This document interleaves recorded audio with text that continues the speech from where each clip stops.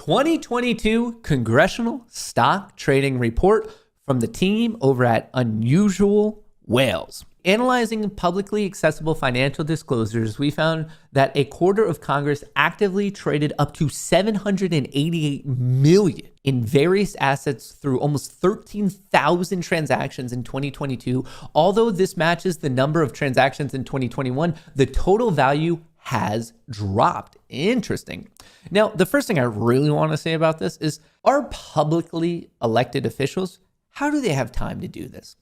How do they have time to be doing this much trading? Up to $788 million. We're talking about politicians trading almost $1 billion. I get it. I'm an asshat who's degenerately trading because that's what you crazy people like to see me do. What's insane is that our elected officials are doing it even worse than me when they have a job, representing their constituents for the greater good of their whatever locality, state, country.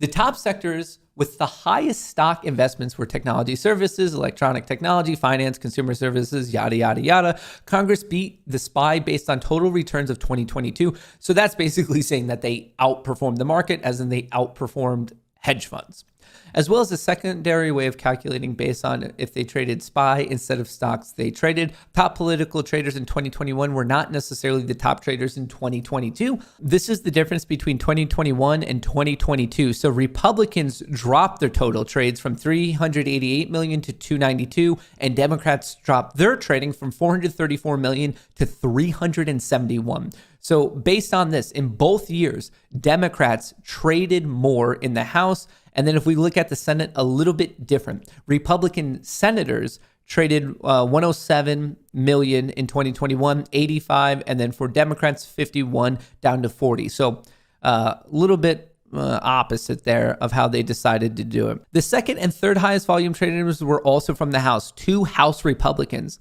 Holy crap. 1.6 thousand transactions. What were they? They were trading 5 times a day, $176 million worth. This person's not doing their job. Wow. Michael and then Diana, 1,000 transactions, trading 3 times a day. We are paying these people to degenerately trade their own account. Who's the worst one? We see that the most prolific trader in the House was Democrat and self-proclaimed progressive capitalist Ro Khanna. Most of his disclosures reveal a very large and diverse family stock portfolio, with all trades registered under his wife or his children. His 2 children are both under 6 years old and yet somehow traded. Specifically, Khanna disclosed over 5.7 thousand trades totaling 151 million in 2021. 5.7 thousand trades. Wow. So there's roughly 250 trading days in a year, which means on average, per trading day, they're trading 23 different times. That is absolutely ridiculous. Per trading day, slinging 23 different trades on average. 151 million, and then next one was Michael here, 176 million. So more money, but less trades, almost a fourth of the size of trades. That's crazy. So Khanna trading the most, 151. Michael here trading down actually from 186 to 176, trading even more last year. Rick Scott, no one's really touching these numbers. Ro Khanna and Michael McCall are clear abusers. Holy cow. The average trading activity dropping, Democrats increasing though. Interesting. And I guess Republicans love Dow and EPAM.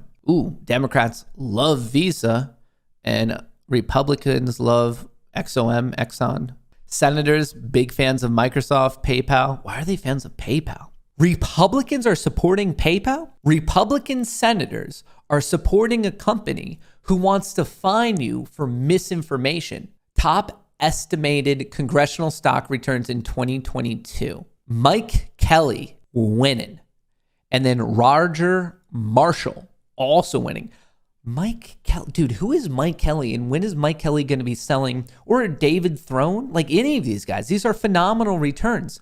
239%, 200%, 81%, 65%, 61%, 58%, 49%, 46%. I want you to know the SPY, the overall market, lost 18%. So while the overall market went down, the top 5 in all of these, like really all the way down, like these are crazy returns. Members of Congress that beat the SPY in 2021. So Patrick Fallon, cleaning up. Debbie Schultz, cleaning up. Susie Lee, doing pretty good. David Joyce, pretty good. Gary Peters, pretty good. Honestly, I don't even recognize most of these names. I do recognize numbers though. And if you're getting these types of returns, literally, I mean, these numbers are beating Citadel. Citadel, the world's foremost market maker, who is basically the house in this scenario and doesn't lose, returned like 32%. And these people are outperforming them when it's not even their job. They're not supposed to have a background in the market. Their job is to be, our leaders and do things for us. They're public officials. And yet they are murking the market. Pelosi actually lost this year.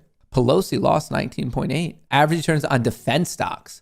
Earl Blumenauer crushing it in the war. Marjorie Green Taylor, she's a crazy person, but she's crushing it on the war too. And she's funny. Average returns on defense stocks in 2022. She was also the one who was talking about like warmongering and war profiteering. And she was the third best war profiteer in Congress, apparently. Pfizer. Who's making money on Pfizer? Ro Khanna actually lost, and there's 6-year-old traders as well, or the 2 kids who are below 6 years old. Crushing it on Pfizer, Thomas Carper, Mo Brooks.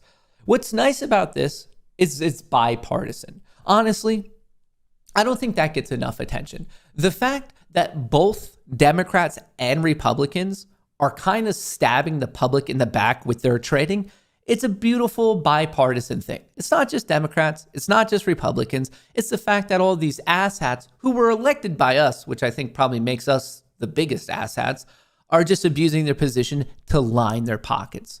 A beautiful highlight showcase of bipartisan efforts.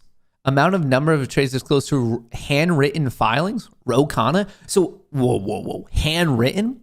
They traded 5.7 thousand times. These people are so scummy. Average in lobbying companies and non-lobbying companies. Apparently, lobbying in the Senate is very worth it.